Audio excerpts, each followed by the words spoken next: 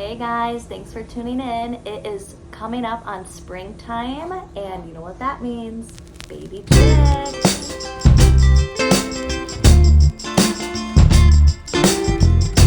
I just wanted to make a quick video on just how easy the process of starting baby chicks is. If you already have some chickens, if you have a rooster, you have fertilized eggs, so why not incubate them and get your own baby chicks versus spending the money on buying chicks at the store. Now don't get me wrong, I love buying baby chicks at the store. Am I a liar? Because I've never bought baby chicks at the store. I love the idea of buying baby chicks at the store. When we first got our chickens, I actually got some already laying hens from some lady on Facebook Marketplace who needed to downsize her flock. So we got about 20 chickens that way, and 4 roosters out of it. That was the deal. She needed to get rid of some roosters too. So that I didn't mind spending the money on right away because we knew that we wanted eggs immediately, and we knew that we didn't want to wait till spring to get our baby chicks and to wait potentially a whole nother year for actual eggs. So that was awesome for us. So in order to maintain self-sufficiency here on the homestead, we need to be hatching new chicks each year. So that way at about year 2, when your chickens start slowing down and not laying as many eggs as the young hens do, you can continue to just have a cyclic process going of new hens, fresh layers, and lots of eggs. So that's what we're doing. We are in springtime coming up here. It is just the beginning of March, and we gathered some eggs and want to hatch them. So the gathering process, of course, was super easy. We know we have 4 roosters, so we literally just picked some eggs out of our coop and saved them for a few days. We stuck them in an incubator. Now, this incubator, I actually didn't go out and buy. I had this from, I believe, last year when we started our quail journey. Now, we got quail because we were in town still, and you couldn't have chickens in town. So my workaround there was to get some quail. There was no ordinance against quail, and that way we could get fresh quail eggs that way. Now, since we moved out to the farm, I got rid of the quail. I sold them. I loved them for the purpose they served in the city, but for here, I needed something a little more like self-sufficient, and the quail were a little bit finicky for me. So anyway, this video isn't about quail though. It's about hatching baby chicks. So we went and we got our eggs, we saved them for a few days on the counter, and then we stuck them in the incubator that I had sitting around in the basement. So the incubator I have is a, what is it called? Trying to flash anybody. A Nurture Right 360.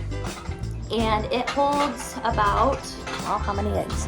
1, 2. It holds about 22 eggs. We have, math is hard, 19.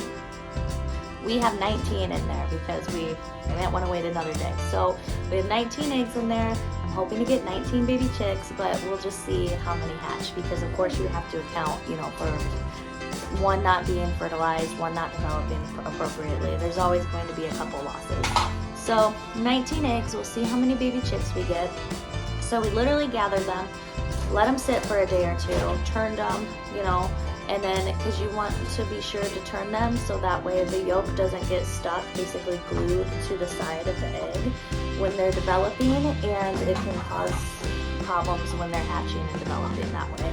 So we turned them on the counter, just like a mama hen turns her chickies when she gets on and off of the nest, right? And then we stuck them in the incubator, and in 21 days we should have some baby chicks. So I did a candling process today, which is basically you just shine a light on the eggs to see if there's any development, to see if you have any eggs that need to be taken out of the incubation process. And they all look really good. I was really excited to see what I saw. So I'll show you that here. When we gathered our eggs, I did not clean them. Some were pretty dirty, I'm not gonna lie. So they look kind of gross, but you don't wanna wash your eggs before you incubate them. Washing them will just wash off the bloom, which is what helps protect the egg, and it can make them go rancid. So we wanna be sure to keep that bloom on there, and a little bit of poop. If you live on a homestead, if you're working with animals, a little bit of poop doesn't matter anyway. Okay, so I'm gonna show you the process of candling our eggs here. It's super simple.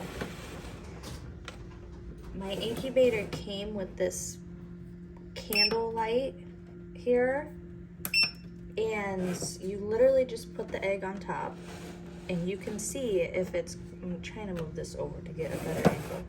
You can see whether or not, if it's been fertilized or not, okay? So let me just pull, it's easier to tell on the, like these lighter ones here.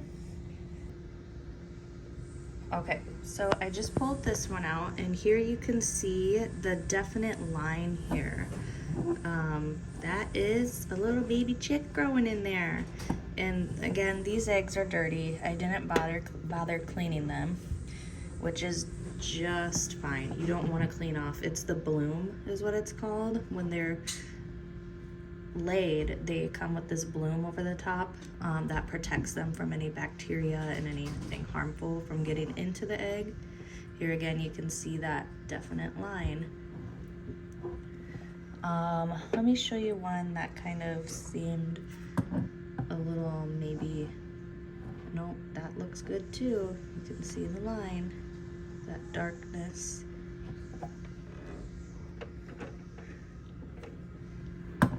There was a couple that, oh, you see that on the bottom there.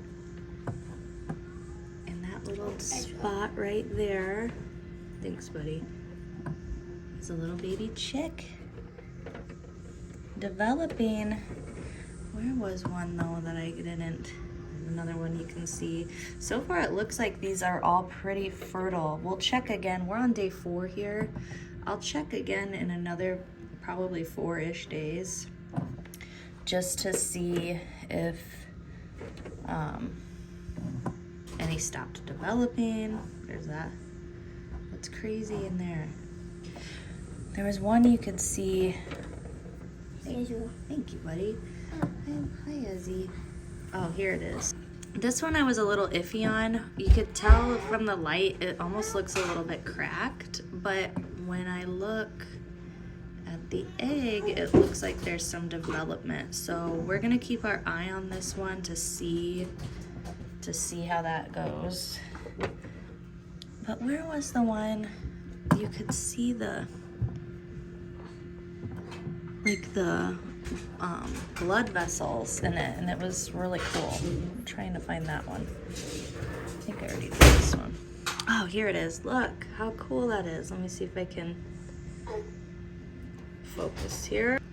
There we go. Look, you can see the veins. You can see where the baby chick's developing, and this is the yolk, obviously, where it's getting all of its nutrients and developing into a baby chick. It's so cool. So we thought that was cool to be able to see the actual veins in there. We're creating life.